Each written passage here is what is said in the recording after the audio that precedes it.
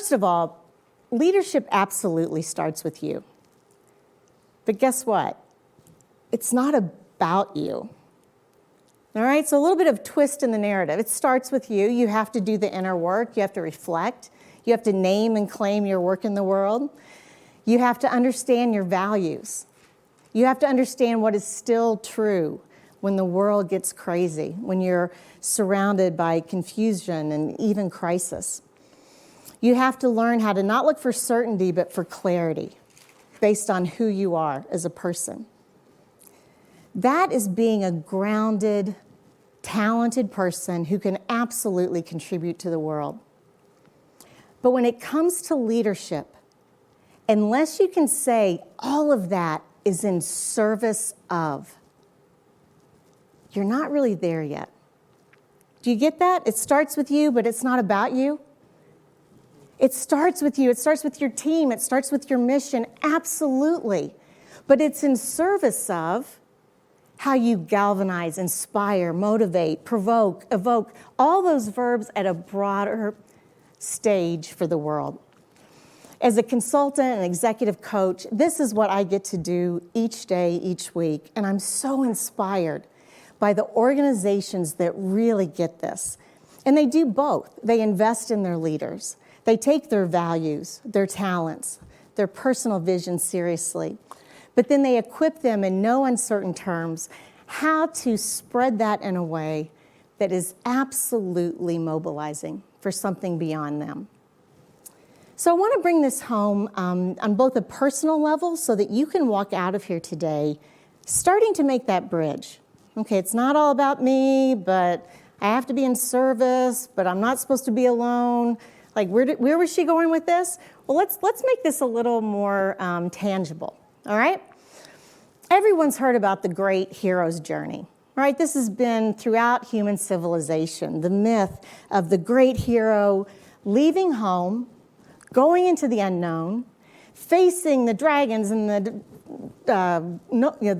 trolls and the sirens to finally come home a transformed person, right? We know this. This is every Star Wars, Harry Potter, Disney princess. There's some version of this. I'm here to challenge you to say it's not as important that you know your hero's journey. It's much more important that you know your cast of characters. No hero is on their own. If a leader's out here without a follower, without a tribe, without a group, this is a guy out on a walk, right? It's never just a person. It's always the magician, the companion, the trusted friend, the confidant, the truth teller, the devil's advocate. I want you to think about who are the cast of characters in your own life. And I don't want them to be the usual suspects. Of course, it could be a boss or a partner or a mentor. That's terrific. Make sure that those people know how much you appreciate the way that they're accompanying you on your personal journey. But I do want you to stretch a bit and start to think about some of the roles that I just named. Do you have a truth teller? Do you have somebody that can really look at you and say, oh, with great compassion but great honesty, I think you're missing the mark. I don't think you're really being honest with your people. I don't think you're being brave enough. I think you're playing it small. Think about that person and invite them to be wildly brave with you. Do you have your magic makers, people that are very, very different, but when they show up to do their magic, your magic comes to life, right? These are complementary partners. You're very, very different. And given your own devices, you could be enemies. You could kind of resent each other. She's so uptight. She's so flaky. It goes back and forth because we see it as opposites. Instead, if you say, oh, she's so free-spirited that she brings joy to my world. And she's so disciplined in structure that I actually have a world to put my feet down on. Think about that. Our greatest difference could be our enemy, or if we're willing to do the work, it could be our greatest magic for bringing all of our leadership together. So as you think about personally your cast of characters, it's a great place to start because it reminds you it's not all about you. It makes you name your verbs, how you're showing up in the world, what you're doing on your leadership journey. And it makes sure that you're part of a larger narrative. You're part of a greater adventure. I want to close by sharing with you a client that I've been with for many, many years, over 10 years. It's the largest privately held company in the world. If they were publicly traded, it would be a Fortune 20 company. And they are doing work. They're the most complex and broadly serving supply chain for agricultural products in the world. So I've journeyed with them in ways that we've rolled up our sleeves. We've gotten really honest as teams. We've had moments of truth with executives that have changed the way they've shown up with their people in more humane, honest, vulnerable, and compassionate ways. I was most struck with them when the Ukraine war started. About 40% of the world's wheat comes from the Ukraine. So you can imagine if this is a company that is dedicated to nourishing the world, to getting food products where it needs to go to serve the greatest amount of humanity, and now they're dealing with a war zone where every single supply chain mechanism is breaking down. We may have been upset because they didn't have our favorite flavor of pop at the grocery store. We couldn't do things during COVID because of supply chain. This was just at a magnitude where it did come down to life or death. And I was able to see these leaders stand up in a way where they were not only smart, they weren't only competent, they hadn't only run the numbers. Again, that is no small feat. These are some of the most sophisticated economists and project managers and engineers in the world. But not only did they try so desperately to solve those problems, but they brought it about in a way where they acknowledged the human suffering that was happening within their organizations, within their plants, within their warehouses. And I can say this because I had a very unique front row seat to some of the heart, some of the courage, and some of the true willingness to be open-minded and open-hearted. And this is how that happened. I had already had a great relationship with this company. I knew the leaders, and I always say I don't have a dog in the fight, but I have skin in the game. You know, I kind of fall in love with the clients and the people that I work with because we're sharing the way we're changing our world. Now, 8 years ago, our family went through a horrific tragedy. And it's something that, because it's 8 years, I can share with it in a way that I couldn't in the early years. But 8 years ago, our son, Ben, who was 9 at the time, tragically died one weekend. It was during a hockey tournament. It was something that was undiagnosed, asymptomatic, but he lost his air supply. And as you can imagine, our entire world turned upside down. Now, again, our path of heartbreak and healing and even hope is a story that I can share in another venue and another type of gathering. And it's one that during COVID I did decide to share. I did a TEDx talk about why we need each other to survive and thrive during tragedy. During COVID, I had a reason to say, oh, not only am I sharing my leadership lessons, but how could I take something that's so profoundly transformational in my own life and not offer that as well? That took some courage to put that out there, to say I'm not a leadership expert here and a grieving mom here. Actually, my doing in the world, my weeping and celebrating and healing and growing and challenging, I had to bring all of those together. And I have to be honest, I'm not sure if it hadn't been COVID, if I'd had the courage to put it out there in a very public way. But the fact is, our crises, our dark nights of the soul, the crucibles that we enter, are a deep, deep source of wisdom. Think about it, a crucible, this fiery heat. It does have the power to devastate us, to burn us to ashes, but it also has the power to transform us. Leaders, mothers, any person can enter the heat and be destroyed And it's not either or. You can be destroyed and you can be transformed. That's the true hero's journey. It's ultimately a leader's journey, maybe not in such dramatic and extreme circumstances, but certainly in ways that acknowledge the gains and losses, the pain and sorrow, the joys and the heartaches that are in this room, that are in your organization, that are in your teams. That's the human condition. When Hannah Rose first went back to school, she was in 8th grade at the time. And 8th grade is a nightmare anyway. And then here we'd had this very devastating public tragedy, and the community rallied around us in ways that were absolutely profound.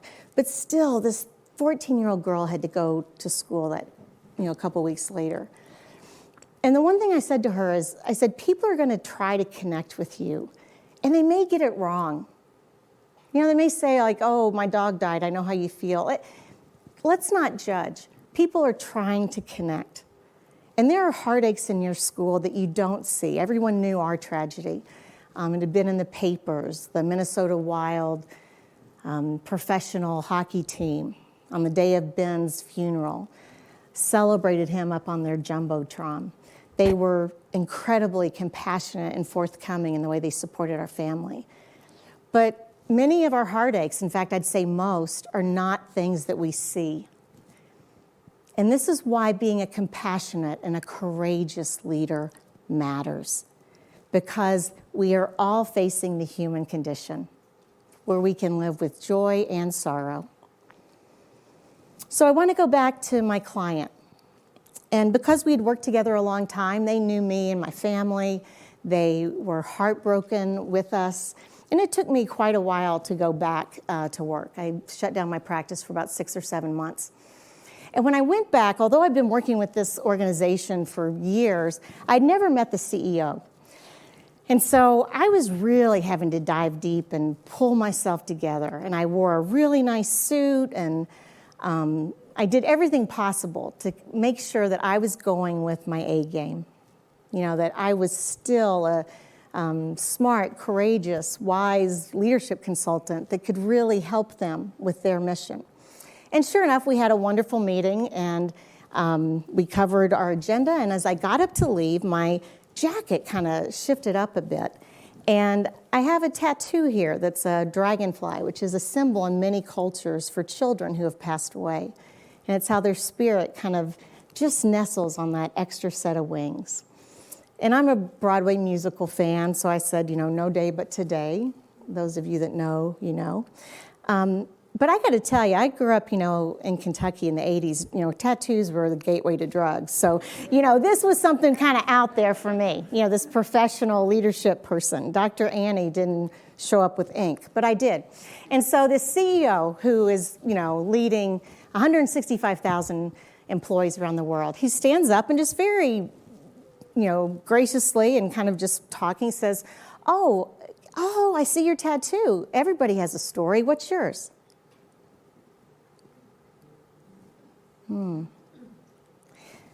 What do I do?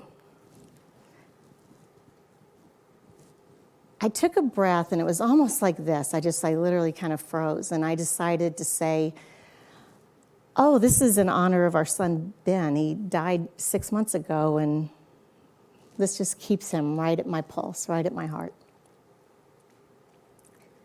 And this CEO, who was dealing with just issues of complexity and scope that I can't imagine, he immediately sat back down.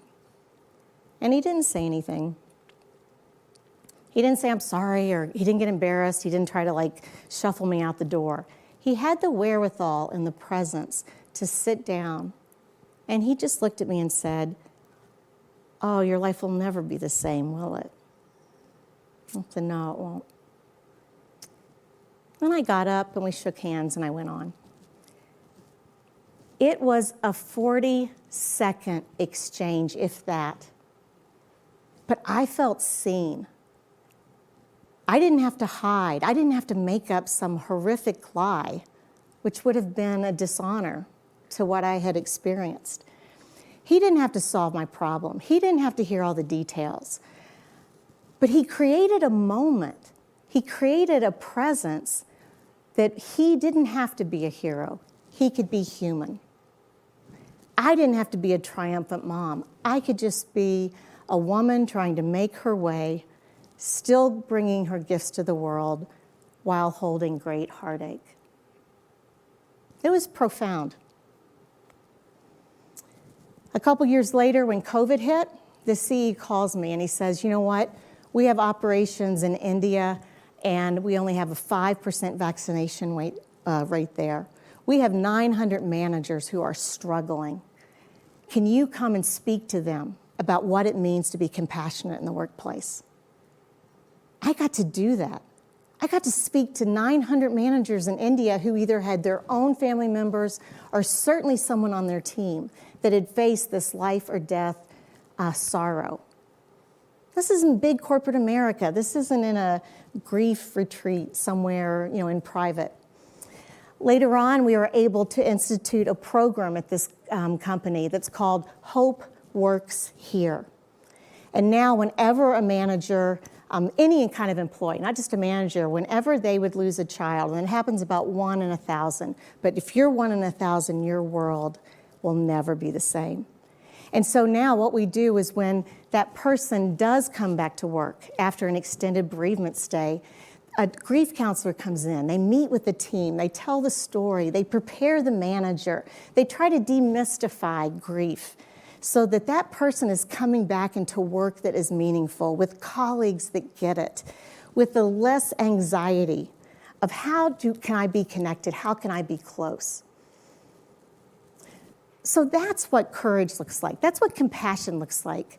That's why being smart enough, being competent enough is not enough. Those are the table stakes. But if we are willing to change the way we think about leadership, if we're willing to challenge the myths and mistakes that we think it takes to really have power or have impact in the world, then we can create a difference.